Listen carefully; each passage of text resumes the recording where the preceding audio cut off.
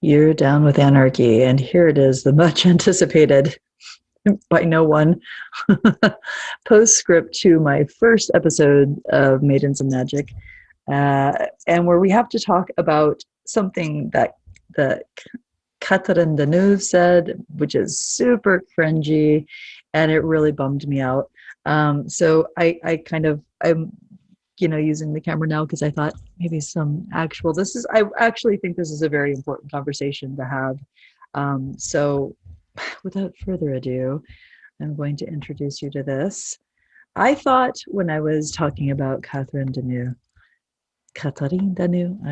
whatever, I thought the biggest bummer was actually going to be talking about Roman Polanski, because that is something that legitimately bummed me out. Unfortunately, she said something so cringy, and not only said it, but was a part of it.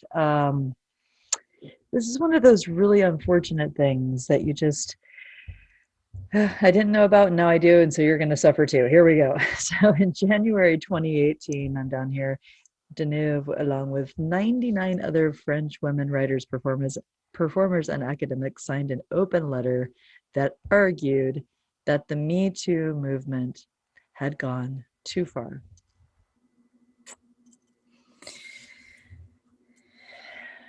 Here's where it gets really, this is like the wound, and here's the salt on the open wound, turning into a witch hunt.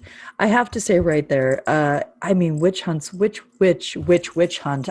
This went on for centuries, and arguably, if you, Miss Catherine, if you include the Crusades, arguably the witch trials, burned as a heretic, burned as a witch, kind of like potato, yes, men and children even were burned as well, but predominantly women, and why? Because that was a good way to control them and acquire their land and other inherited properties and monies. So that's just how it went down. Sorry, bitch, you're burned.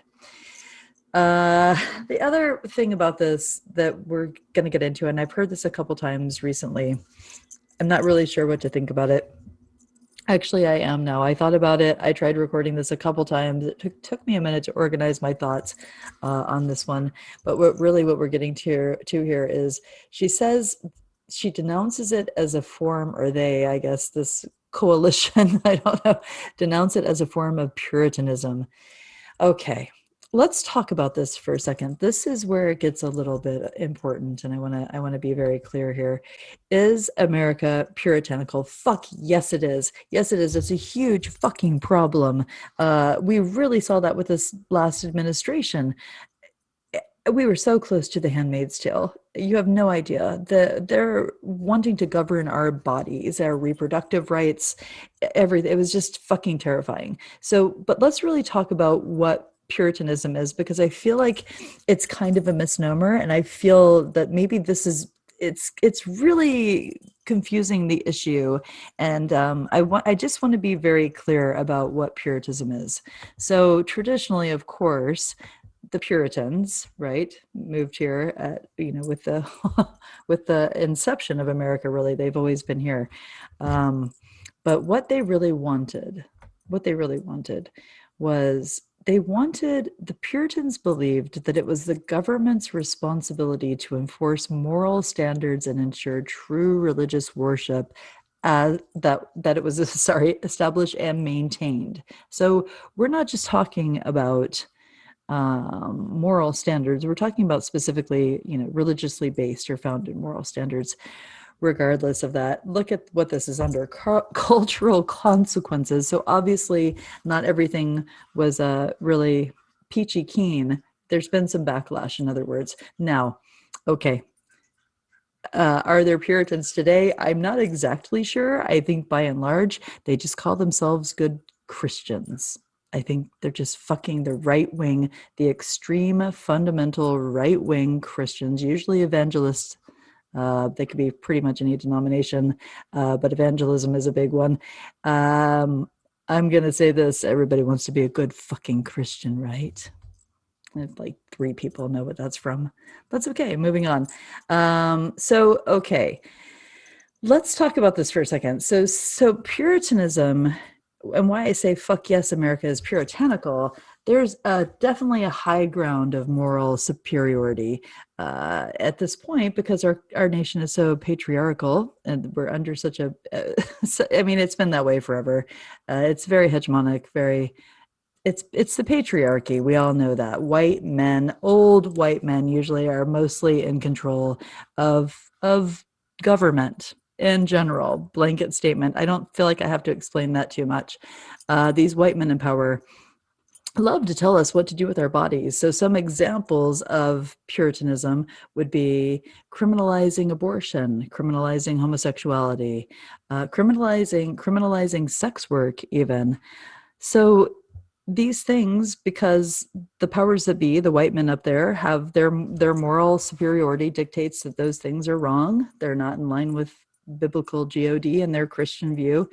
Then okay, these things are criminalized, thus punished, or punishable. Punished for, or punishable would be better. Okay, that's Puritanism. That's a real fucking big problem in America, and it's a very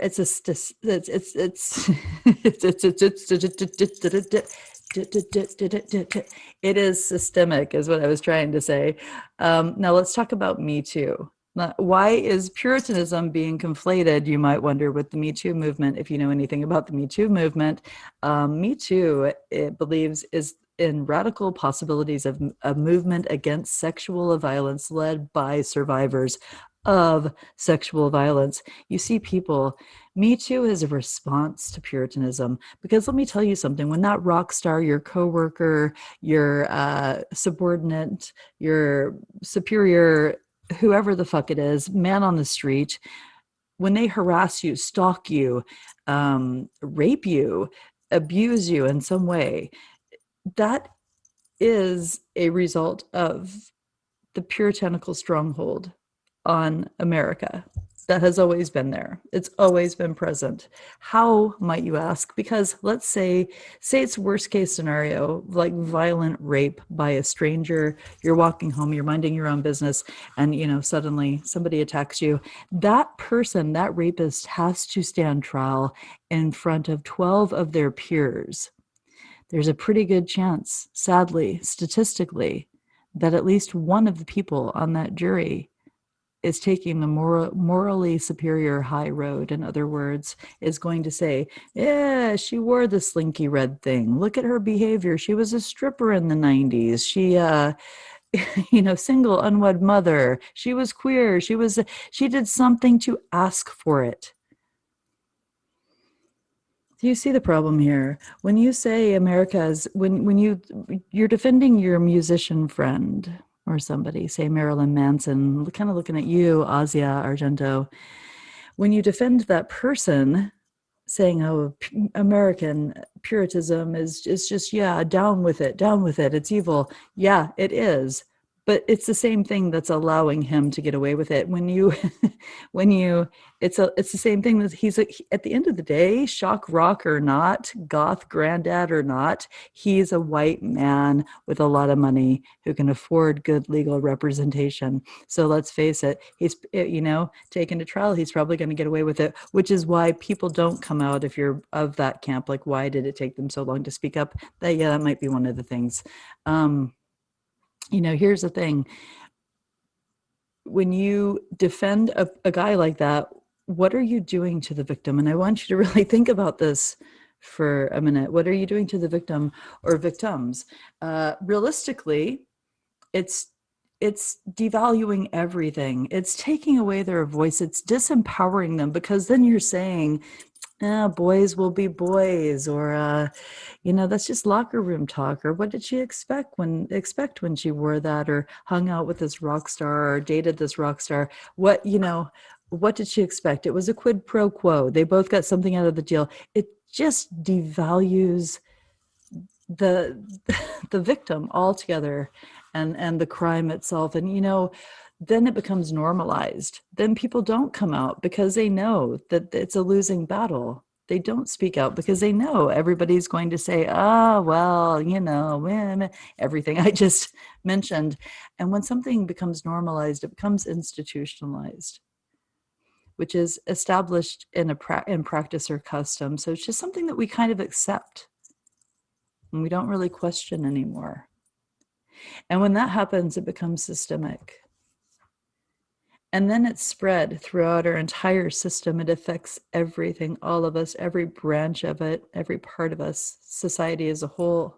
And this is a huge fucking problem. So, to anyone against the Me Too movement, trying to defend these poor men who are, you know, part of this horrific witch hunt now, what can I really say other than fuck you?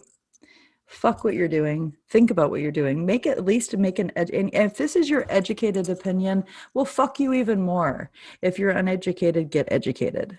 But hopefully this helped you a little bit to understand why these two issues are hugely, yeah, they are related, but should not be conflated in the way that they have been. The misappropriation or the turning Puritanism into, I don't know, into what you have. You know, it's a very cherry picking definition, to be fair. It's very Christian of you. And then, you know, secondly, being against the Me Too movement is beyond my comprehension. Please don't be. Please support it. I just want to give a quick one more shout out. I'm kind of embarrassed that I didn't do this. Actually, while talking about it, I'm going to move me over here. I would like to give a shout out to this person. Now my computer's not working. Get to know us here if you're wondering. And well, let's talk about the woman who founded it. I just want to give her a quick shout out because she is incredibly brave. And I just, again, Me Too's concerns are global. They're really concerned with the systemic aspect of it. So dismantling the system, which I am fucking hugely in favor of always. Fucking tear this shit down. And just in general, people tear the shit down. We have a chance right now. We control the House and the Senate. We've got the first biracial female vice president in office. It's kind of our time to tear it all down and let's start something better than this. But anyway, I'm going to end my tirade there. Thank you for listening. Stay witchy.